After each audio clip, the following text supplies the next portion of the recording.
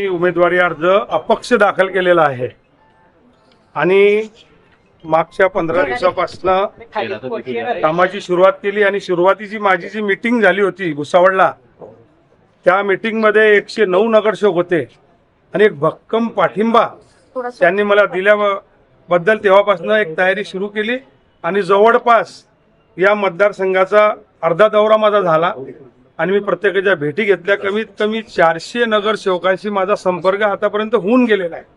तुम्ही एक सांगतो तुम्हाला, आम्ही चौधरी परिवार आहे. भुसावळ शहरात आम्ही इलेक्शन लढलोय. आमच्या समोर मंत्री सुद्धा लढलेला आहे आणि काय झालं होतं, आम्ही जिंकलेलो आहे.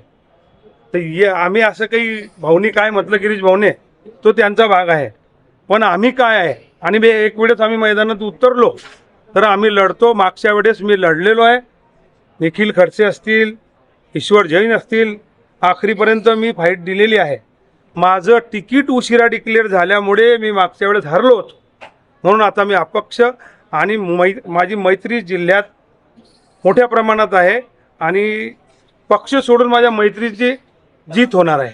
विजयाची 100% खात्री आहे मला. भाऊंनी शिंदे गटात प्रवेश केलेला आहे. आम्ही भेटलोही होतो. शिंदे साहेबाशी माझी भेटही झाली होती मुंबईला. पण आता भाऊंशी मी चर्चा केली की भाऊ माझी इच्छा आहे आणि मला या नगरसेवकांचा पाठिंबा आहे. एक मी माझा फॉर्म भरला, एक माझ्या सचिन आमचा पुतण्या आहे त्यांचाही फॉर्म भरलेला आहे.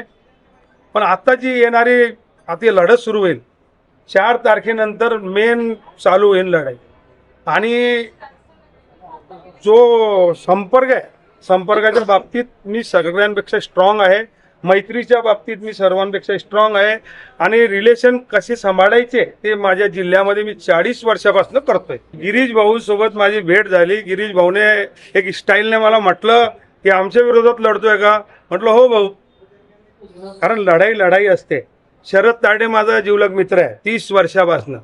नंदू भाऊ एक चांगलाच मनुष्य आहे बिचारा, पण ग्रामीण मधला आहे, त्याला नॉलेज नाही शहराचं. म्हणजे नंदू भाऊला जर 5 नगरसेवकाचे नावं विचारले तर नंदू भाऊ सांगू शकणार. आता पाठ करेल तर सांगेल नंतरच विषय, पण सांगू शकणार नाही. पण मनुष्य चांगला आहे, ग्रामीण मधला आहे.